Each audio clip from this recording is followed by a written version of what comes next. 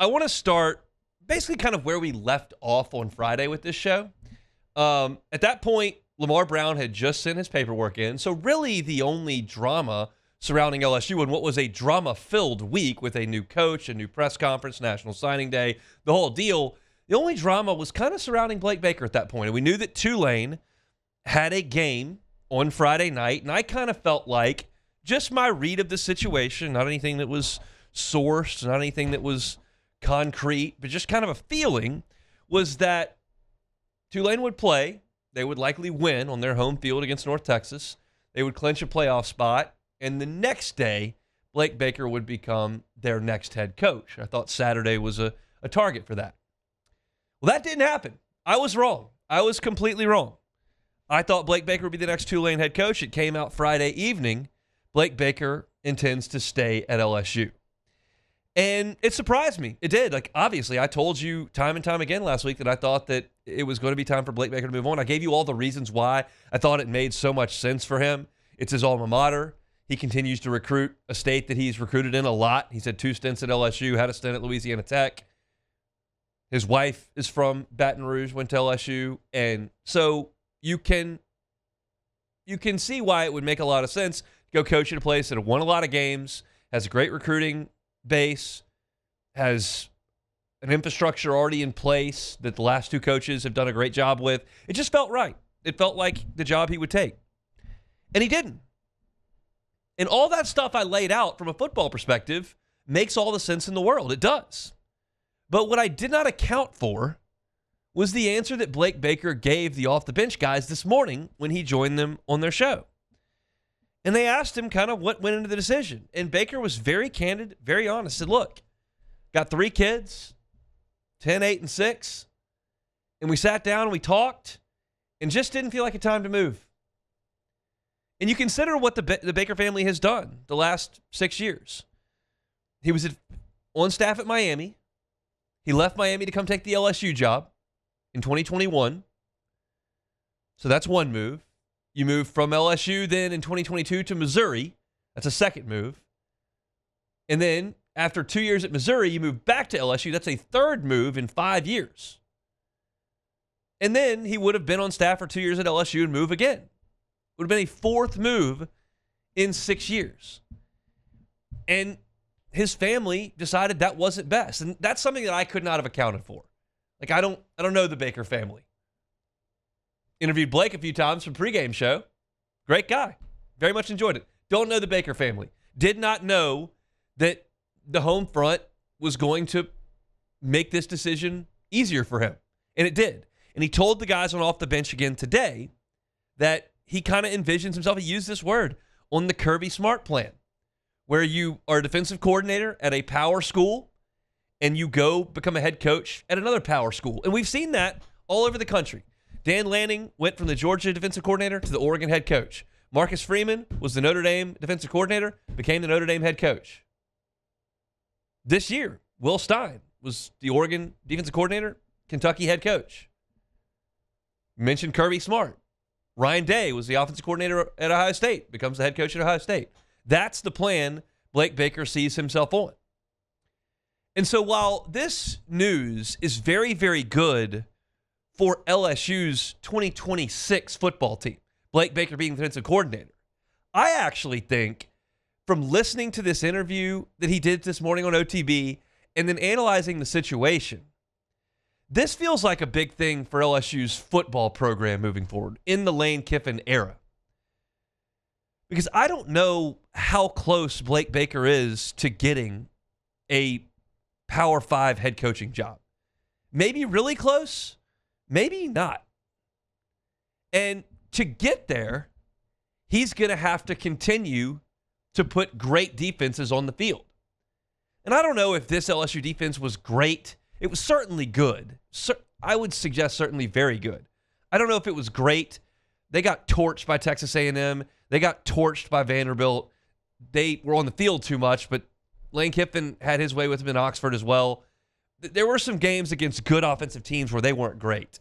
But when you put into context where they came from under Baker and where they are today, undoubtedly he's done a very, very good job at LSU. And for him to take that jump that he's suggesting he wants to take, they're going to have to get better. Because I would submit that, like, there will be a G5 job that comes open next year that could want Blake Baker. But he's telling you, based on not moving his family and wanting to take the next power job, that he's not going to jump for those. And I honestly can't think of two significantly better G5 jobs than Memphis and Tulane. Like, they're in big metropolitan cities. They've won a lot of games. Their coaches are at Florida and Florida State and Arkansas, Houston as well. Like, those are really good G5 jobs that he just turned down. One's his alma mater. So I think it's reasonable to suggest that Blake Baker has some more time here in Baton Rouge. And by more time, I don't mean 11 more months. I think he's going to be Lane Kiffin's defensive coordinator for a little bit, unless he just puts a dominant defense out there next year and then moves on. But this, to me, is a part of the program now. Blake Baker's a part of the program now. And what do we talk about when you hired Lane Kiffin? When you hire Lane Kiffin, he takes care of the offense. He is not coordinator dependent on offense, but he very much is on defense. When he got to Ole Miss, his first year in 2020, quite literally, Ole Miss had the second worst statistical defense in the FBS. There was one team worse out of 127. They were 126th in defense. Like, almost the worst. And it took him a while. They weren't very good the next year. And then he got Pete Golding to come in, and they went into the transfer portal and got a bunch of players, and that defense became one of the best units in the SEC. But Kiffin's dependent on getting that coordinator to control that side of the ball. He's got the offense. He needs help on defense. And Baker's the help. And not only does Blake Baker come back to LSU, but they're working through the details to keep Corey Raymond at LSU, and to keep Jake Olson at LSU, and to keep Kevin Peoples at LSU. And you've hired Elijah Robinson to be the defensive line coach. And all of a sudden, you've got the sure thing in Lane's offense. That's already there. And now you're keeping stability on the defensive side of the ball with the staff you really trust, that's got some continuity together, that just signed a monster defensive class. Like, this is a very, very encouraging thing for LSU's football program to have Blake Baker remain, because you kind of know what you have in Baker. He's essentially, at this point, 4 years as an SEC coordinator, 2 Missouri, 2 LSU. He's proven himself to put good defenses on the field in the Southeastern Conference. 2 different stops, 2 different stints. Yeah, he's a pretty sure thing. And you know what you've got on offense. If you lose Blake Baker this year, I don't know who you're going to hire to be the defensive coordinator, but you introduce significant variable. And while you had a coach in Brian Kelly that was dual depender coordinated, and you had a head coach in Ed Ogeron that was dual coordinator dependent, and you had a head coach in Les Miles that was dual coordinator dependent, meaning both sides of the ball were in flux at all times, Lane does have to worry about the defense. And now you've got it. And that is huge, huge for LSU.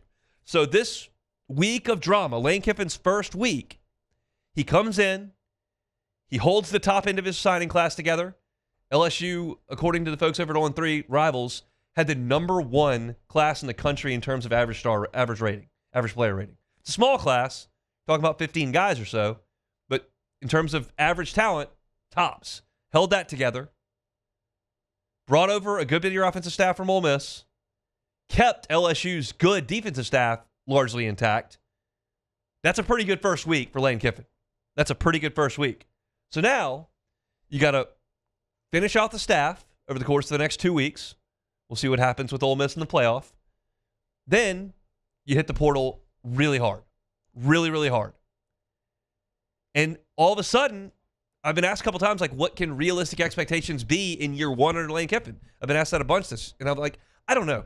I honestly don't know, because I don't know what the roster looks like at all.